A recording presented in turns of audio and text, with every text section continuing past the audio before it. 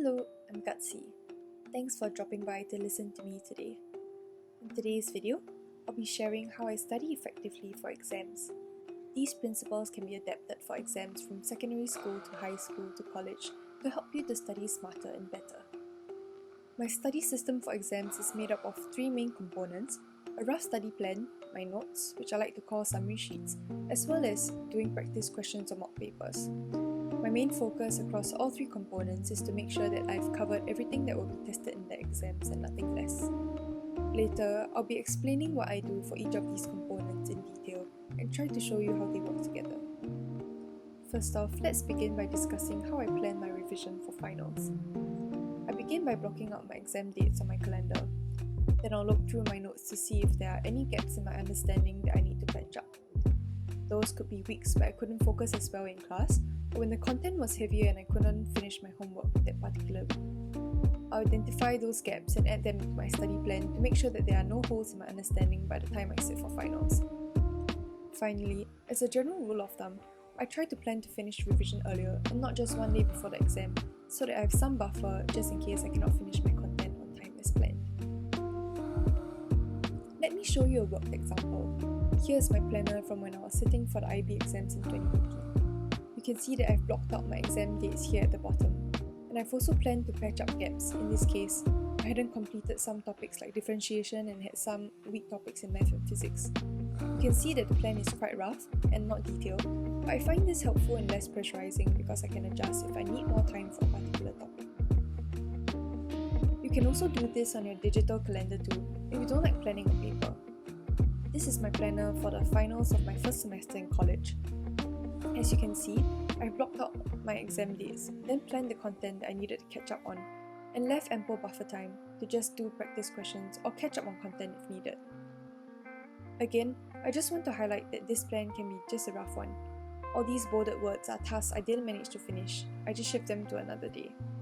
I think it's completely fine to not be able to finish things as planned, because sometimes we do take longer than expected. So don't end up getting discouraged because of missing out on many tasks, just keep moving on. Now that we've finished discussing how to make a study plan, let's move on to talking about notes or summary sheets. Notes are the center of my system because it holds everything I need to know. All the lessons I learned from class and from doing practice questions will be consolidated here. Now here's the secret to effective studying. When making notes, you should make sure that you meet all the instructional objectives for every single chapter. You might be wondering, what does instructional objectives mean? In essence, it's just the things that you'll be tested on in the final exam. They might come by different names: checklist of skills, learning objectives, learning outcomes, but they really all just mean the same thing. Back in high school, my teachers would put these learning outcomes directly in our worksheets. If you're in college, it's most likely that you'll find these learning objectives in your weekly course outline. One more place that you might find these would be in your textbook.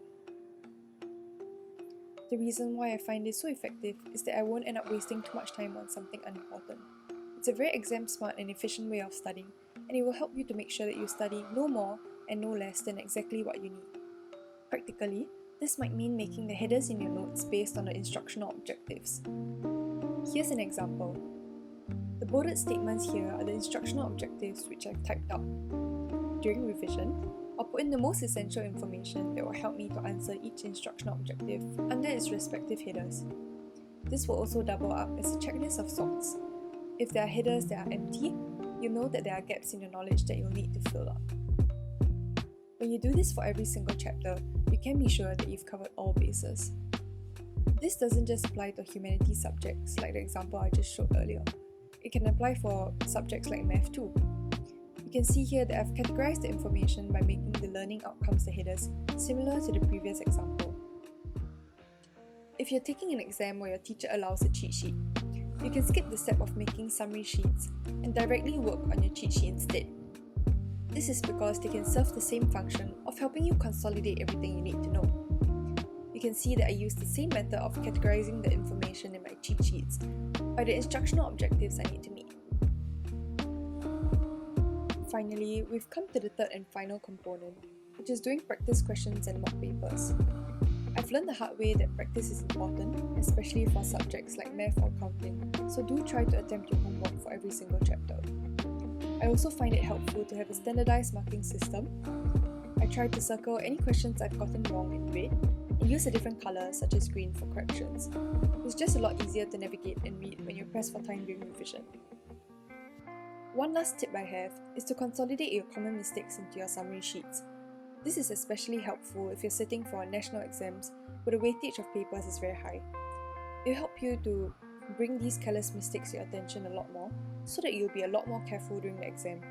Let's take the math notes we saw earlier as an example. I haven't shown this to you guys yet, but on one of the later pages, I've summarized a few careless mistakes. In this case, I seem to have problems differentiating between the product rule and chain rule, so what I've done is to note down one correct example and one wrong example to make things clearer for me when I approach a problem like this again. Another thing you can do is to scribble down notes on the exam presentation, especially if you can get penalized in the exam for giving answers in the wrong format. You might also want to note down common question types to help you recognize and associate the question with the topic more quickly when you're in the exam. So, just to recap, these are the three components of the study system I use for exams: making a study plan, writing summary sheets, and doing practice questions. I start by blocking out exam dates, then patching up any gaps in my understanding, which I'll write into my summary sheets. It is helpful to organize your notes by instructional objectives, chapter by chapter, to make sure that you cover all bases. Finally, when you do practice questions, you should note down the mistakes you learned into your summary sheets. Together, this system can help you to study for your exams effectively, making sure that you don't miss out on anything that might be tested, while helping you to cut down on what is unnecessary. With that, all the best for your exams. Feel free to leave a comment down below if you have any questions, and I'll try my best to answer. Now, it's time for this video to come to a close, but see you again in my next video.